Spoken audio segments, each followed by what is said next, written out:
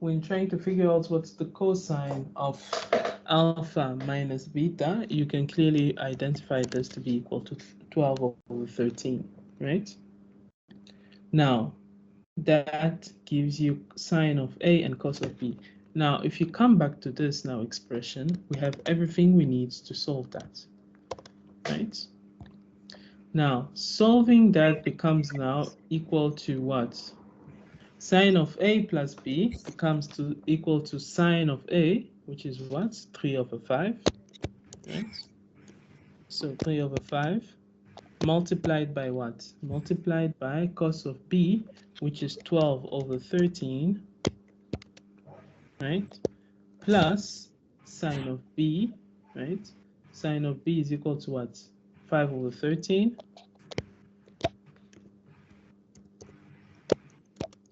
Multiplied by cos of A, which is equal to 4 over 5, right? Now, this is equal to what? This should give you the answer of 56, not over 65, right? And again, you can see that sine of A plus B, right? When you add these two, A plus B, A is equal to alpha plus beta, and you add it to alpha minus beta, the beta cancels, and what you're left with is 2 alpha, right? So sine of A plus B is basically equal to sine of 2 alpha, right? And we've already established that sine of 2 alpha, or sine of A plus B, is equal to 56 over 65. So now that you have this, you're close to the answer. What's the next step? Now what you're trying to get is get this expression to have sine of alpha, right? Because that's what you're trying to determine here in the question, right? So what you do is you use the identity that tells you what? This is the cosine identity. Cosine identity that tells you when you have cos of 2 alpha, right? That is equal to what? That is equal to 1 minus 2 sine squared of alpha. Okay, please mute yourselves so there's not a lot of disturbance. Right? So you have this identity here. Immediately, right? If what you can do now is try from this expression to figure out what's the sine of alpha. Okay, so let's repeat this expression again. And what do we have? Okay, so you're trying to figure out what's the sine of alpha. Sine of alpha from this expression that comes above is equal to, right? You have cos of 2 alpha,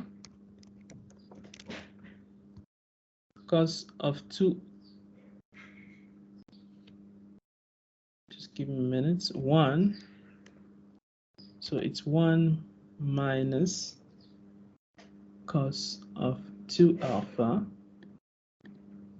right, divided by 2, and all of this is under the square root sign.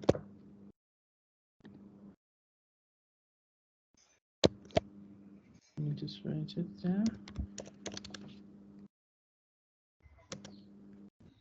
Okay, this identity here that I just found comes from that one here, the one above here, right? Now that you have this,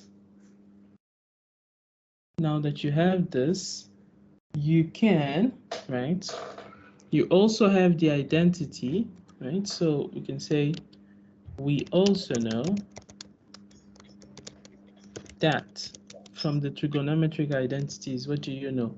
You know that sine squared of x, right, plus cos squared of x is equal to 1. Now, this x can be anything. It can be 2x, it can be 5x, 3x, whatever. But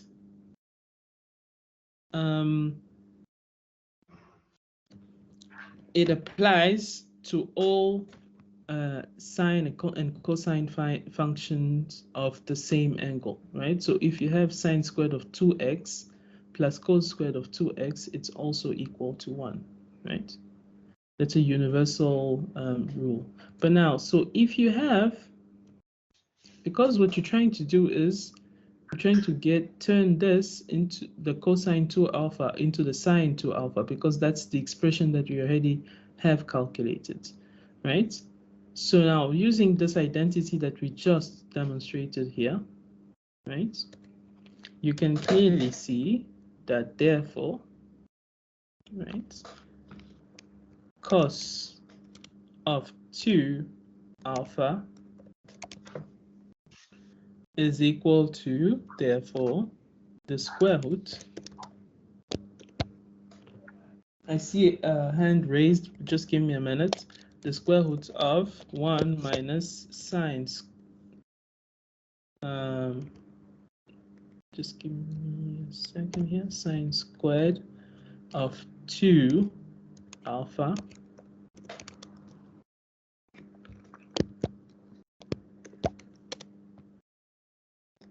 and therefore you can take this and substitute it back into this original expression.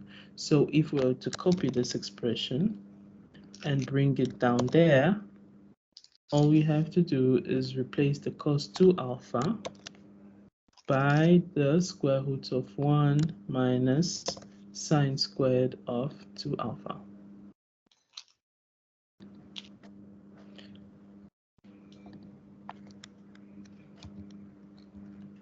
So let me just write it down. Of 1 minus sine squared of 2 alpha.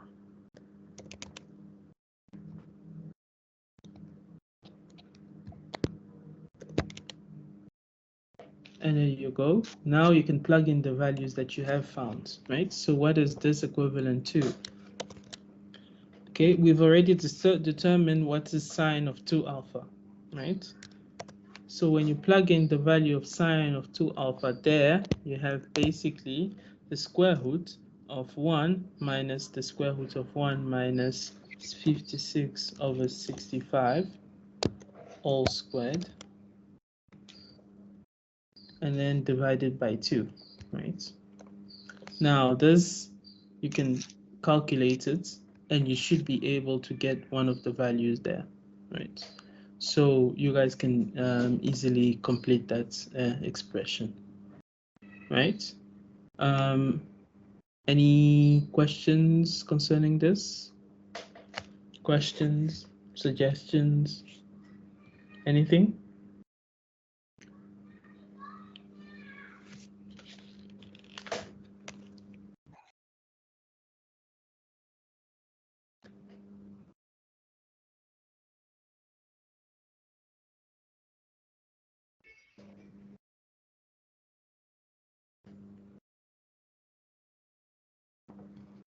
All right, I see a hand raised. Neo, please unmute yourself and ask your question if you have one. Could you please explain the identity of cos 2 alpha? I'm kind of lost where you say square root of. Here. No, down there, cos 2 alpha is equal Here. to the square of, yes. This. Okay. Yes. Okay, just give me a minute.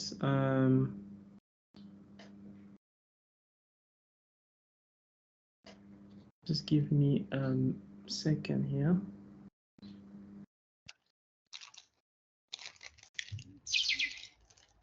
Right.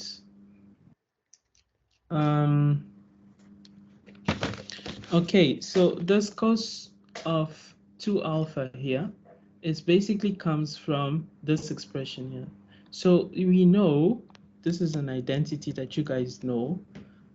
Sine squared plus cos squared of an angle is equal to, right, 1. Same applies to sine squared of 2x plus cos squared of 2x is also equal to 1. So all I did is just replace the x here with alpha, right? So when you replace the x there with alpha, and then you now take the cosine out and you express it in terms of cosine, right? You express the sine, the cosine in terms of sine, then you get this expression here, right? So all I did was you take the sine squared to the right-hand side, it becomes 1 minus sine squared of 2 alpha, and then you take the square root of both sides, and now you get cos of 2 alpha, right? I see a hand raised. Unmute yourselves and speak up, please. Say, can you please explain to me why did you say sine A is equal to sine of theta plus beta? Sine A is equal to what? Sorry, where? Is equal to sine theta plus beta. Okay, where you because said, okay, sine A plus beta. here, is it here? Is it here? Yes, sir. Okay, right. So it comes from yes, this. sir. It comes from this assumption that we did here, right? So what we did at the beginning, before we even started to solve, is we let A be equal to alpha plus beta, and B be equal to alpha minus beta, right? To simplify our expression. Now, because A is equal to alpha plus beta, sine of A is just equal to sine of alpha plus beta. I'm not sure if that makes sense. Yeah. Thank you, sir.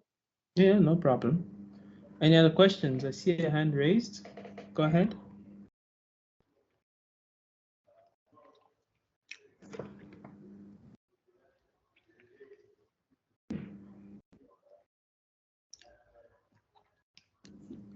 Any questions? If you don't have any questions, I'll just give you 2 more minutes for anyone who has questions to ask them, and then we move on to the next problem.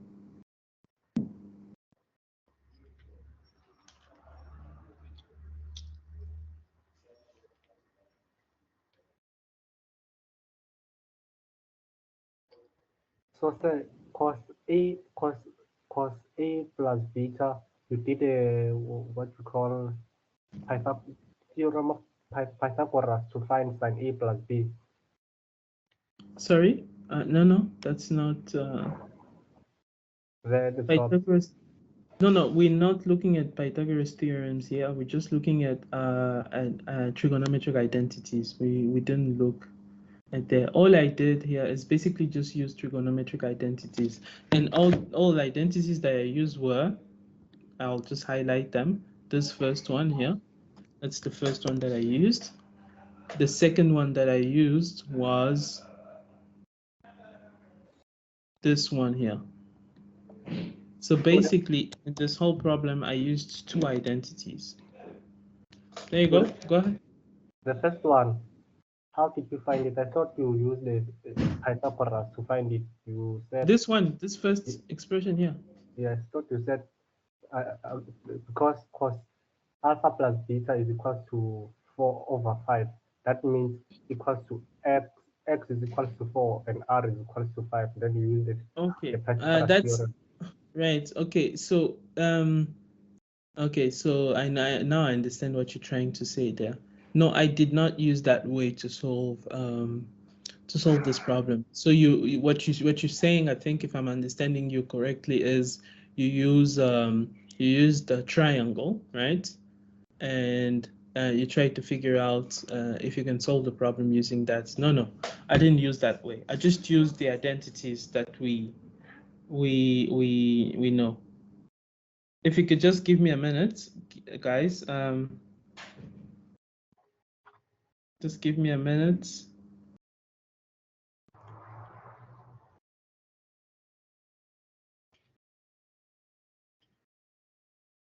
Just a second. I'll be right back.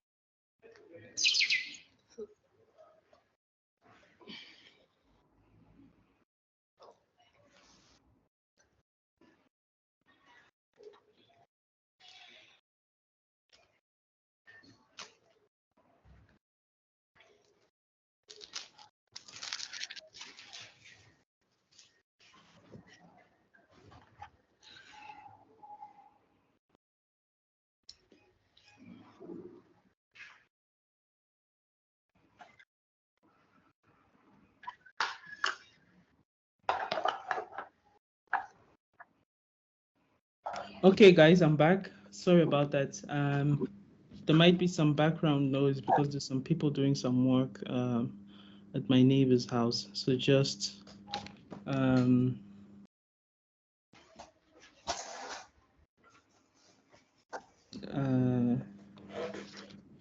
bear with me, right?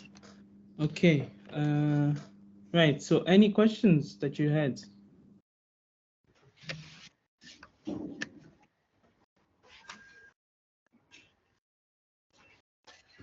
Yes, sir. Yeah, go ahead. I want to know where root of 1 minus cos squared of alpha plus beta that is next to 3 over 5 came from. Sorry, you want to know which one? Root of 1. Root of 1? Yeah. Is okay. Minus cos squared of alpha plus beta that is next to 3 over Is it 5. Sorry, you're getting cut up. This one here, the one that I'm looking at now. No. The one above. Yes. This is an identity No. as well. Sorry, this is an identity. It comes from, it's one of the identities that I'm sure you guys should be aware of. Okay. It comes from the fact that you know that, I'll just help you derive it here. So you know that cosine of 2 alpha is equal to what? Is equal to cos squared. No, say it's not talking about that. Which one? One next to 3/5. That is next to 3/5. 3/5. This one. No, at the No. top. Next. Top. Which one? This one. Next to 3/5. Which 3/5? This one here. Yes. Yes. So, oh, you mean this, where this one comes from? Yes, sir. This one here that I'm highlighting. Yes.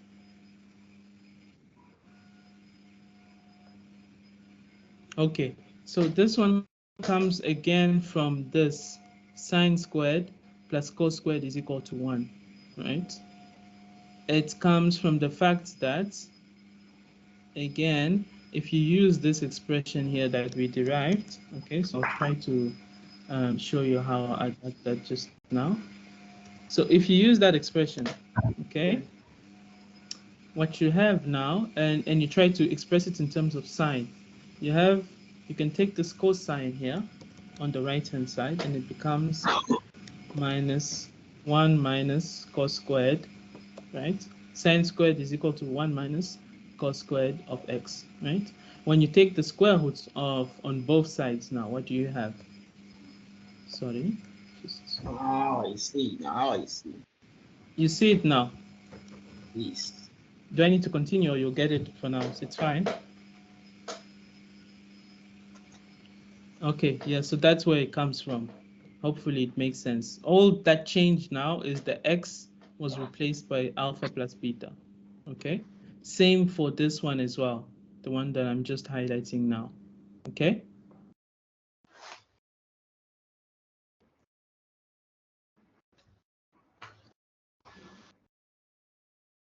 Right.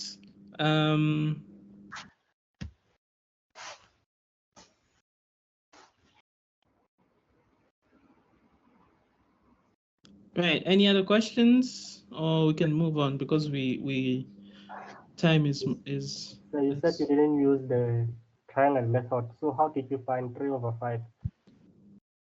Which 3/5? Oh, I used the values that are already given here. We're already given from the problem that cosine of alpha plus beta is equal to 4/5.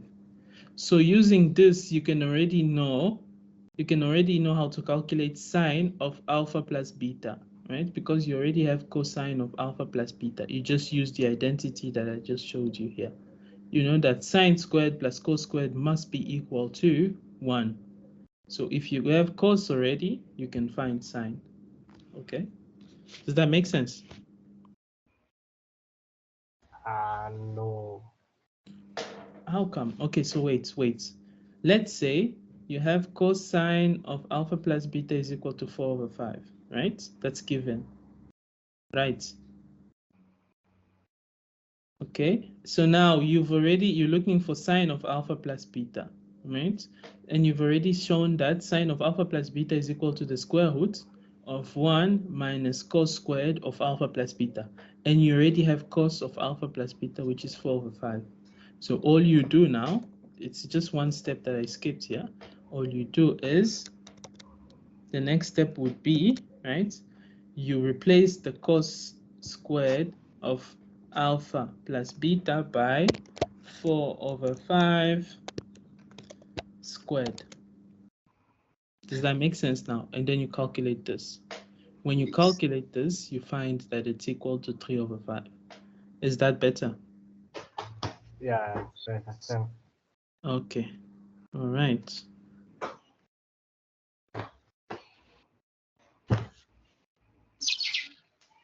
Any more questions?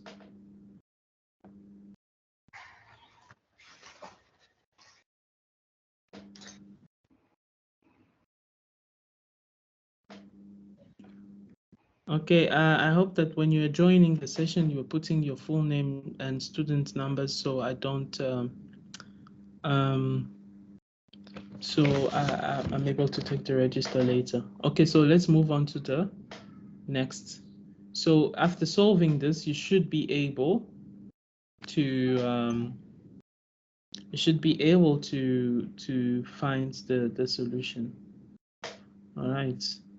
So try to solve this, and it should give you one of these options here. Now, this one is one that I wanted to do as well. It says if theta is a quadrant 2 angle, right?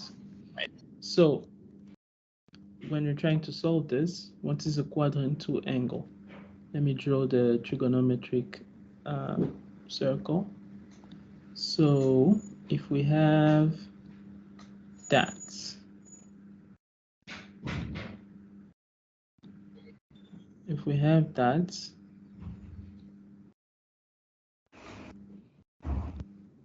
the first quadrant is this one, the second quadrant is that, the third quadrant is that, and the fourth quadrant is that. Please mute yourselves, guys, there's interference.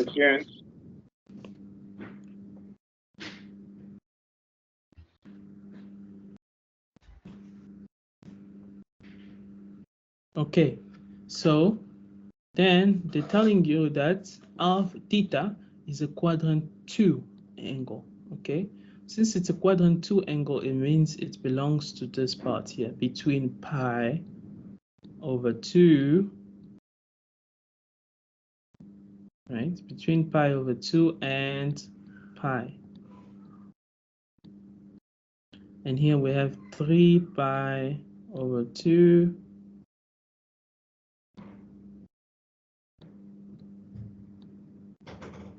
and this is of course 2 pi and 0, which are at the same point, right?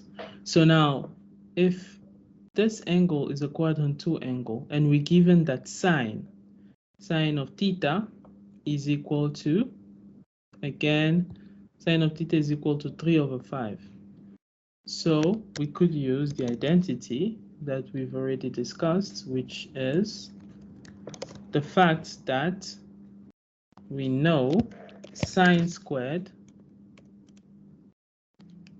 so sine squared plus of theta plus cos squared of theta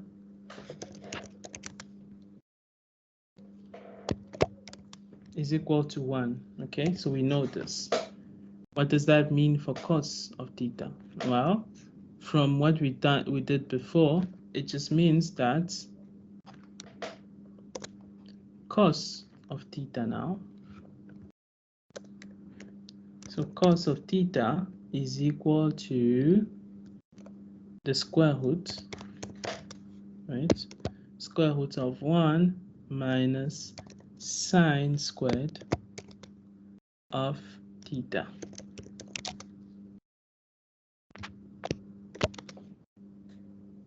Okay, and because we've already been given what the value of sine theta is, this is basically just equal to what? It's equal to the square root of 1 minus sine squared, which is just 3/5 squared, right?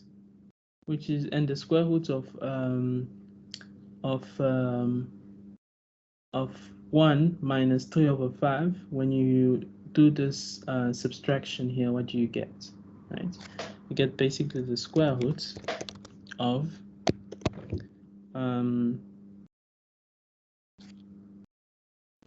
minus 25 minus 9 is equal to 16. So you get the square root of 16/25.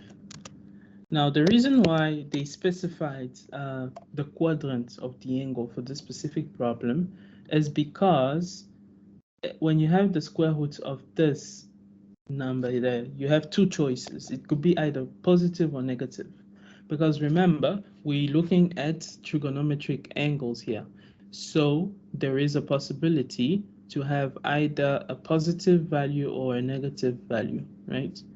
For the sine and the cosine, right? So you have to consider both signs. But when they give you a specific limitation for the quadrant angle, and you know that there is one sign that you will have to disregard and take the other one. So since they give you that theta is a quadrant 2 angle, so meaning it belongs to this area here, it just means that cosine, because remember that where's the cosine axis? The cosine axis is there, and the sine axis is the one up there.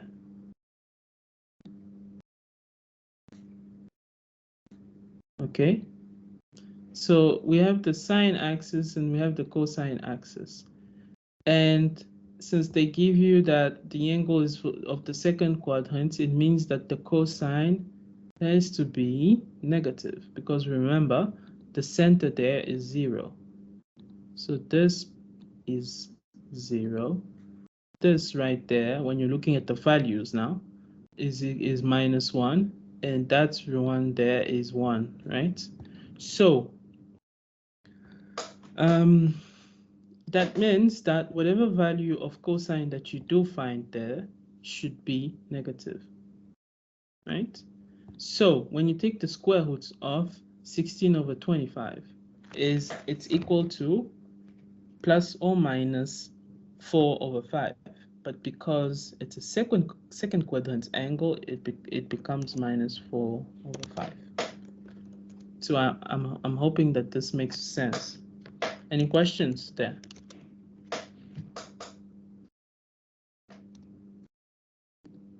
Questions? Going once, going twice, and gone. Okay, right. So this is a pretty straightforward question. Now, I'll copy this because we'll use it for the next problem just now. I see a question. Go ahead. Unmute yourself and speak up, please. Thank you.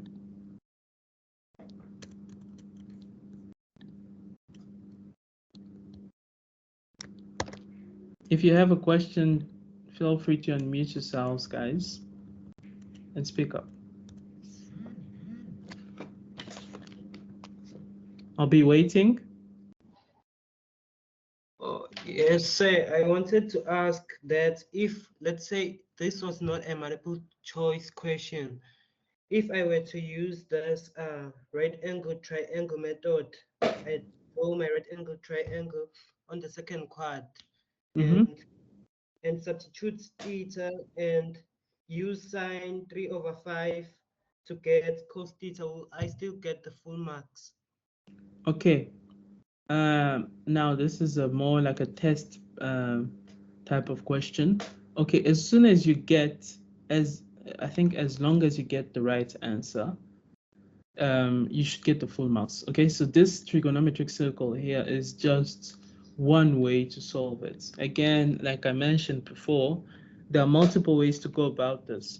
If you're using like the right angle method, you would get the answer, but remember that you would get a positive value. You would get 4/5. But then you would have to go back to this specification here that tells you that theta is a second quadrant angle, right? So if you have to go back to this specification here to tell you that the value that you find has to be negative, so you need to include the negative sign there. And I'm assuming that if you go about the procedure correctly and you do include the final negative sign at the end, you should get all the marks as long as you show your procedure. Okay, so it's all about procedure. Right. Okay, no problem. Any other questions?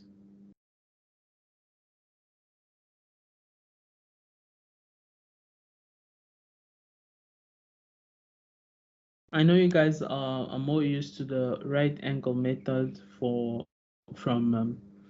high school, I believe. and it's a nice method. I think you can also try to include this one, the trigonometric circle methods, because it helps you both to know where the angle is, but also the sign, because signs are a big issue when it comes to this type of questions. So you could get the right answer 4/5, but then you could forget the sign, and if you get the sign, then you might lose some marks. Right, any other questions before I move on to the next one, which is more or less a repetition of this one? Yes, go ahead.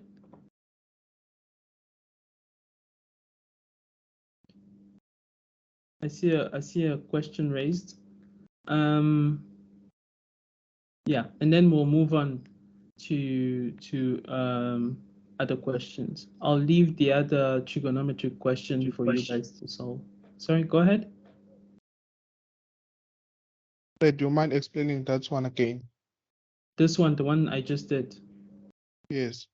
Okay, so we're given the fact that sine of theta is equal to 3/5.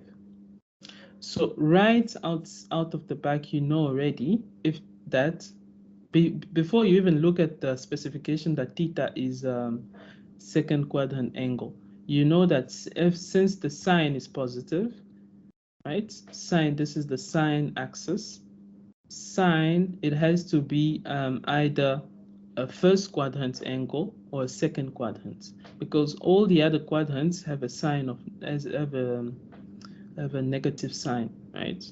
So already you know this is a first or second quadrant angle, but now they've added the specification that it is a second quadrant angle. Now this is important because you will need it to determine what the sine of the cosine value that you find is. Now, knowing that, you look at the identity that tells you that sine squared plus cosine squared, right, is equal to 1. Now, since you know this, then you can figure out what cos of theta is equal to using this identity. And all you do is just take the sine squared to the right hand side. It becomes cos squared of theta is equal to 1 minus sine squared of theta. And then you take the square roots and you have now cos of theta is equal to the square root of 1 minus sine squared. Okay, does that make sense up to there? Yes, sir. Yes, sir. That's Right. clear. Okay, it's clear now. Okay, there you go. Any other questions before we move on? Going once, going twice. Okay, right. Next, let's look at the next one here, and then we'll move on to something else.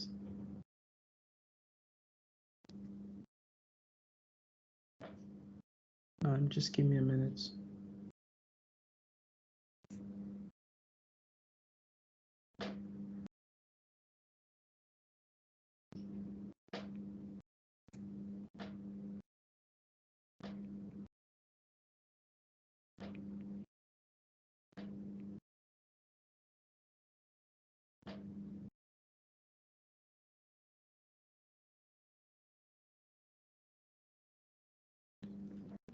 Okay, next, we're looking at the specification that theta now is between pi and 3 pi over 2. So this is a third quadrant angle. So it's here in the third quadrant. And we're given that cosine of theta is equal to minus root 5 over 5. Okay, so now that we have this, we can use the same identity that we used here. Sine squared plus cos squared is equal to 1. But now what we're pulling out is the sine to find that sine of theta is equal to square roots of 1 minus cos squared of theta. right? And all of this just gives you what? It gives you the square root, again, of 1 minus the cos of theta is given to be minus root 5 over 5, which we can put there in between brackets and then square. Again, please, full names as you're joining in, full names into the numbers, right? So this is equal to that squared. So minus square root of 5 divided by 5 all squared. Okay. Right, so minus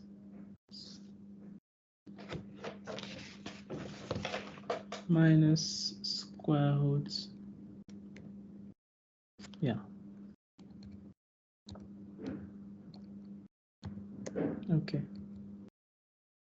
So minus square root of 5 divided by 5 all squared, and then we add another bracket there, and this gives you,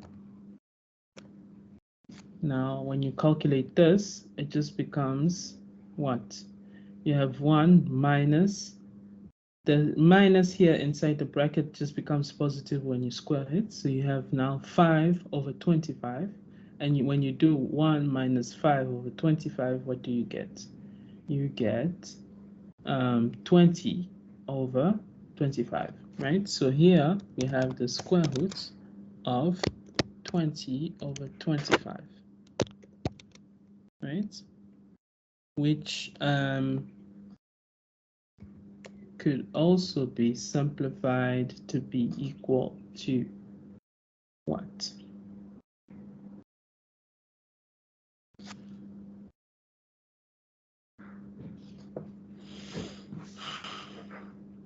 You can simplify this and find the final answer as well, okay, as homework, just so we can move on, because I see we're running out of time. So any questions here? It should be straightforward because it's pretty similar to the problem we just did.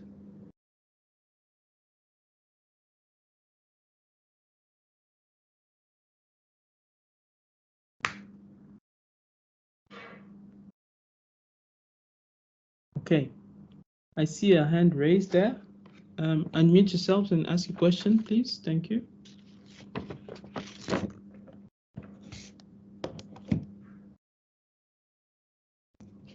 Say our sign is negative or positive. Sorry? Our sign is negative or positive. Okay, good question. That's actually a very good question. So now that you have the specification that theta is a third quadrant angle, since this is the sine axis, in the third quadrant, sine is negative. So our sine, right? If you had to continue, I'll just have to continue so I can show you.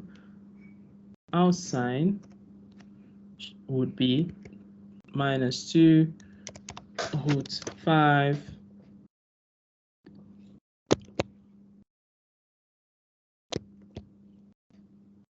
divided by 5. Okay, so that should be our final answer. And now that's because theta is a third quadrant angle. Okay, so always pay attention to the sign. It's a very important consideration. I see that we have 5 minutes left, so what I'll do is I'll quickly just go through how to solve the next few problems, and then you guys can attempt them. And if you having any trouble, you just shoot me an email, or you can send it on the group, or by message. You can message me. You guys have my contact details, and I'll try to have a look, but please try to stick it to like the times before, shortly before and after the SI session, so I can be quick to answer, because if you do it any other day of the week, I might not be available to do it, right? Okay, so the next one is asking you to solve for x if the following applies. Again, here you can clearly see that you're having one of those identities for cosine, right? So here, what do we have? We have cosine of x times cos of 2x plus sine of x times sine of 2x. So this is clearly some expression, right, of cos. It's the expression of cos x minus 2x, right? So I'm sure you guys can see this. When you do that, then what you have to do is, again, since you're given the fact that root 3, this whole thing is equal to root 3 over 2, right? Again, when you simplify this expression on the left-hand side, you'll be left with a cosine. And since this whole cosine here is equal to a positive value, first of all, you can already go back to your trigonometric circle, right? And see that where is cosine positive? Cosine is positive either in the first quadrant or the fourth. So your angle must be either in the first or the fourth. And knowing that alone, you can already eliminate some of these options here. Okay? So any angle that is not the first or the fourth quadrant, you take it out from here already. Okay, that's the way you could do it quickly, right? So then what do you do next? What you do is you since you already find the cosine, you find the sine, and when you have the sine and the cosine, you can quickly identify which angle it applies to. Again, these are characteristic angles that you should know the sine and cosine of, right? Like, you know, the sine of pi over 4 is equal to root 2 over 2. You know that the cosine of 60 is 1 over 2, right? So you know these sort of values for characteristic angles. So you can figure out quickly which of those applies for this particular problem. So try that. The next question is asking you to find the value of k for which x plus 1 is a factor for this specific polynomial here.